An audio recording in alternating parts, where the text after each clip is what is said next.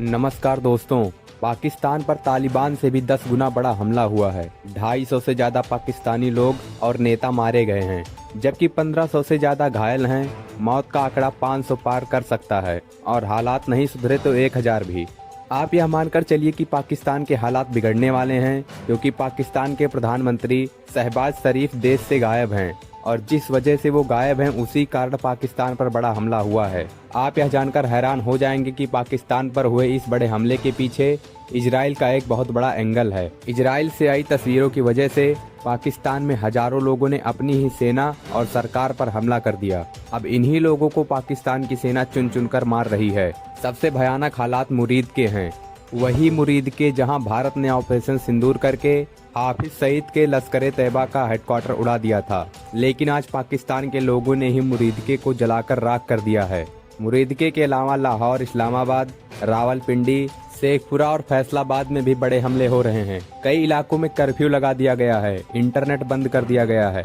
फिलहाल अब आपको बताते हैं कि पाकिस्तान में यह बवाल क्यों हो रहा है। दरअसल पाकिस्तान में यह सब कुछ इजराइल और अमेरिका की वजह से हो रहा है। पाकिस्तान के जिन हजारों लोगों ने अपनी ही देश पर हमला कर दिया है, वह सभी तहरीके लबैक पाकिस्तान यानी टीएलपी के प्रदर्शनकारी हैं, जो 9 अक्टूबर से गाजा में ट्रंप के पीस प्लान का विरोध कर रहे हैं। दरअसल डोनाल्ड ट्रंप ने पाकिस्तान के प्रधानमंत्री शहबाज शरीफ से कहा था कि पाकिस्तान को भी गाजा पीस प्लान का समर्थन करना होगा। ट्रंप ने शहबाज शरीफ से कहा था कि ट्वीट करके इसकी जानकारी इजराइल और दुनिया के नेताओं को देनी होगी। शहबाज शरीफ ने ठीक वही किया। इस डील का समर्थन करने का सीधा मतलब है कि पाकिस्तान इजराइल को एक देश के रूप में अब देखेगा।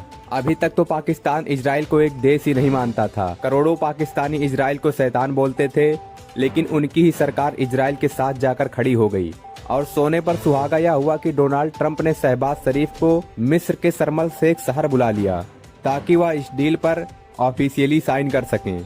आपको बता दें कि मिस्र के शर्म शेख में हो रही इस डील का हिस्सा भारत भी है और अब पाकिस्तान भी है। भारत और पाकिस्तान के अलावा अमेरिका, तुर्की, जर्मनी, फ्रांस, सऊदी अरब, कतर समेत 20 से 24 देशों ने गाजा पीस डील को साइन कर दिया है। यानी इन सभी देशों ने कहा है कि हमास का सफाया होना चाहिए और इजराइल को चैन से जीने देना चाहिए। इस डील के तहत ही डोनाल्ड ट्रंप और नेतन्याहू ने गाजा में ऐसा डंडा चलाया कि हमास को इजराइल के 13 बंधक 2 साल बाद छोड़ने पड़ गए।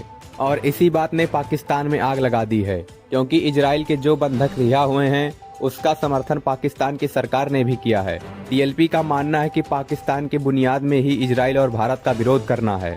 लेकिन शहबाज शरीफ भारत के साथ ही उस डील का हिस्सा बन गए जो इजराइल को जिता रही हैं और हमास का खात्मा कर रही हैं। ऐसे में टीएलपी के हजारों कार्यकर्ताओं ने अपने ही देश पर हमला कर दिया है।